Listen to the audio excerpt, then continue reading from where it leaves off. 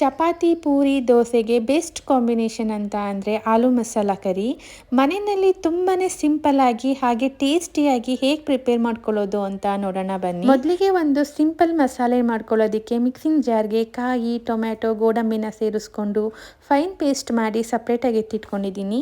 ನಂತರ ಒಂದು ಪ್ಯಾನ್ಗೆ ಎಣ್ಣೆ, ಚಕ್ಕೆ, ಲವಂಗ, ಸೋಂಪು, ಕರಿಬೇವು, ಈರುಳ್ಳಿನ ಸೇರಿಸ್ಕೊಂಡು ಈರುಳ್ಳಿ ಕಲರ್ ಚೇಂಜ್ ಆಗೋವರೆಗೂ ಚೆನ್ನಾಗಿ ಫ್ರೈ ಮಾಡಿ ನಂತರ ಶುಂಠಿ ಬೆಳ್ಳುಳ್ಳಿ ಪೇಸ್ಟ್ನ ಸೇರಿಸ್ಕೊಂಡು ಹಸಿ ಸ್ಮೆಲ್ ಹೋದ್ಮೇಲೆ ಟರ್ಮರಿಕ್, ಜೀರಾ ಪೌಡರ್, ಗರಂ ಮಸಾಲ ಸೇರಿಸ್ಕೊಂಡು ಸ್ವಲ್ಪ ಮಿಕ್ಸ್ ಮಾಡಿ ನಂತರ ಮೊದಲೇ ಮಾಡಿಟ್ಕೊಂಡಿರೋ ಅಂಥ ಮಸಾಲ ಪೇಸ್ಟನ್ನು ಸೇರಿಸ್ಕೊಂಡು ಎಣ್ಣೆ ಮೇಲೆ ಬರೋವರೆಗೂ ಫ್ರೈ ಮಾಡಿ ನಂತರ ಇದಕ್ಕೆ ಧನಿಯಾ ಪೌಡರ್, ಚಿಲ್ಲಿ ಪೌಡರ್, ಮೊಸರನ್ನ ಸೇರಿಸ್ಕೊಂಡು ಚೆನ್ನಾಗಿ ಮಿಕ್ಸ್ ಮಾಡಿ ರುಚಿಗೆ ತಕ್ಕಷ್ಟು ಉಪ್ಪು, ಬೇಯಿಸಿಟ್ಕೊಂಡಿರೋ ಅಂಥ ಆಲೂಗೆಡ್ಡೆ, ಹಸಿಮೆಣಸಿನ್ಕಾಯಿನ ಸೇರಿಸ್ಕೊಂಡು ಚೆನ್ನಾಗಿ ಮಿಕ್ಸ್ ಮಾಡಿ ಕೊನೆಯಲ್ಲಿ ಕಸೂರಿ ಮೇಥಿ ಹಾಗೆ ಸ್ವಲ್ಪ ನೀರನ್ನು ಸೇರಿಸ್ಕೊಂಡ್ರೆ ತುಂಬಾ ರುಚಿಯಾಗಿರೋ ಅಂಥ ಆಲೂ ಮಸಾಲ ಕರಿ ರೆಡಿ ಆಗುತ್ತೆ.